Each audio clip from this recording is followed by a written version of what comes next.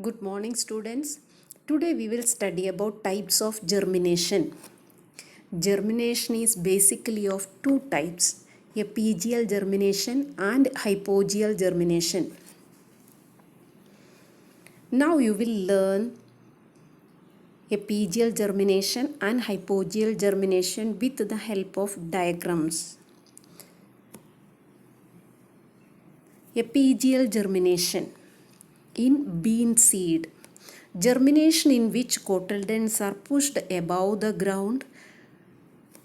During germination, radicle emerge from the seed first, which grow downward. Their arched hypocotyle grows forming a loop or arch. It is clear in this diagram and labeled as hypocotyle. It then straightened, bringing the cotyledons above the soil. That is why germination is epigeal.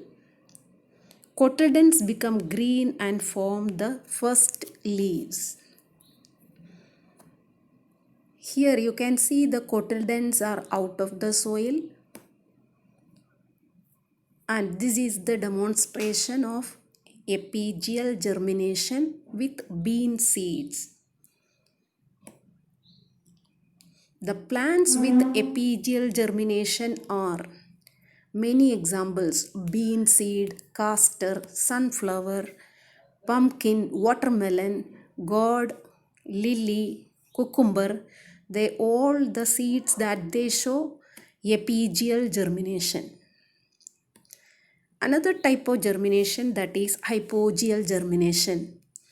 During germination, the cotyledons remain inside the soil. The epicotyle elongate. That is, in case of maize grain, it absorbs water and swells. The radicle begins to enlarge by penetrating the coleorhiza and the fruit wall. Coleorhiza is the membranous covering of the radicle. It grows downward to form root system. The epicotyle elongate and peers out of the grain in opposite direction, and cotyledons remain underground. The plumule peers out of the coleoptile and grows upward. The cotyledons absorb food from the endosperm and soon more leaves appear. Here the coleoptile is the membranous covering of plumule. And that is clear in this diagram. During hypogeal germination, the cotyledons remain inside soil. Examples for hypogeal germination are gram seed, coconut, mango, maize. They show hypogeal germination.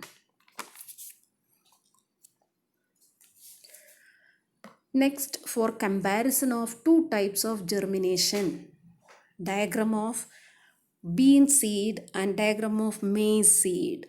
Bean seed, that which shows epigeal germination, and maize grain, that which shows hypogeal germination. Epigeal germination, cotyledons pushed above the ground and hypocotyle elongate. In hypogeal germination, cotyledons remain underground and epicotyle elongate. Both the epicotyle and hypocotyle of a seed never elongate together during germination. It is either the epicotyle or the hypocotyle that elongate. If the epicotyle elongate, the cotyledons remain underground, and the germination is then called hypogeal. If the hypocotyle elongate, the cotyledons are pushed above the ground, and this type of germination is called epigeal germination. Epigeal and hypogeal germination examples. Another special type of germination, that is called viviparous germination.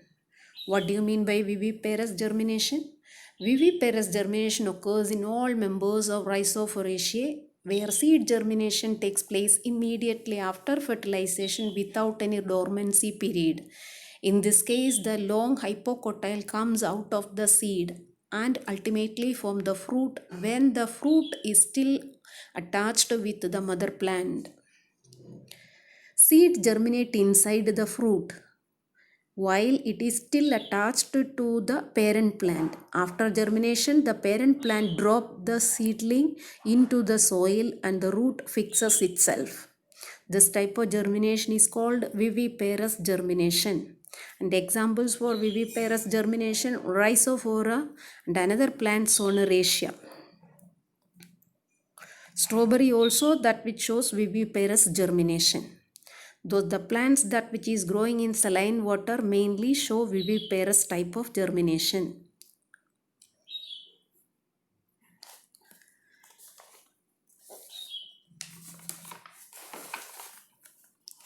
Germination in any plant ends with the formation of a seedling. Seedling is a stage in the growth of a plant from the seed before it has become wholly independent of the food stored in it. The root of the seedling absorb water and minerals from the soil. The leaves start manufacturing food for the young plant, which keeps growing and become a mature plant and produce flowers and seeds in its turn.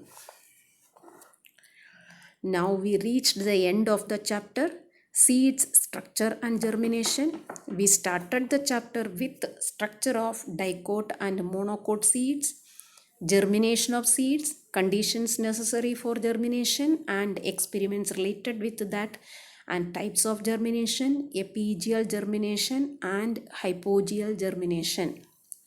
I hope all these concepts are clear for all of you. Read this chapter, practice diagrams. Next class we will start with another new chapter. Take care. Thank you.